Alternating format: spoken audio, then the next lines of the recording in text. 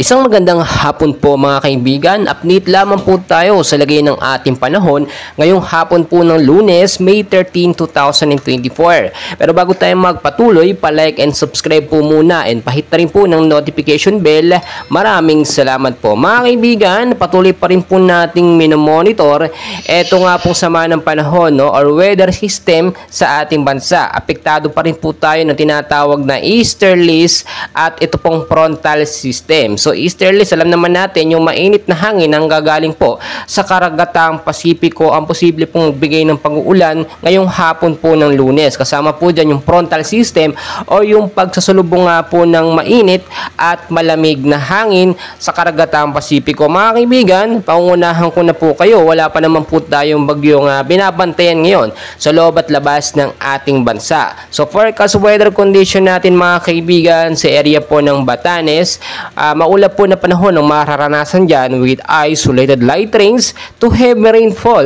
Pagdating po yan sa gabi, posible pong pagbabaha kung sakaling magkaroon po ng biglaan or patuloy na pag-uulan sa gabi. Nangyayari po yan madalas po minsan sa Metro Manila dahil mababa po yung lugar doon sa dami pong basurang nakabara. Sa area ng Metro Manila mga kaibigan, kasama po ilang bahagi ng ating bansa. Ganun din po, same scenario mga kaibigan, easterlies po ang nakakaapekto. Kasama na po dyan ng ilang mga localized thunderstorm na madalas po tuwing hapon po yan nagpapaulan. So maging handa tayo sa posible pong pagbabaha at landslide in case po magkaroon ng biglaang pag-uulan.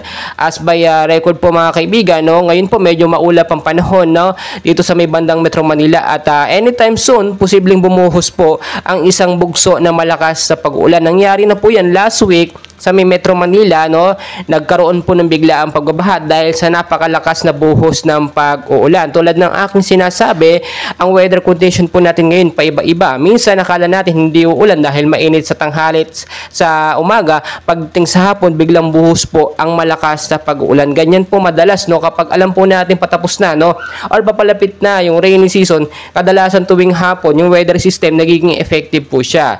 At mga kaibigan, yung heat index din natin ngayon medyo bumaba na po. Naglalaro na lamang po siya from 30 to 35 degrees Celsius. Mas magandang senyalis na po ito sa pagkatapos nga po ng tag-init. Ang ilang bahagi po ng ating bansa ngayon nakakaranas na po ng pag-uulan.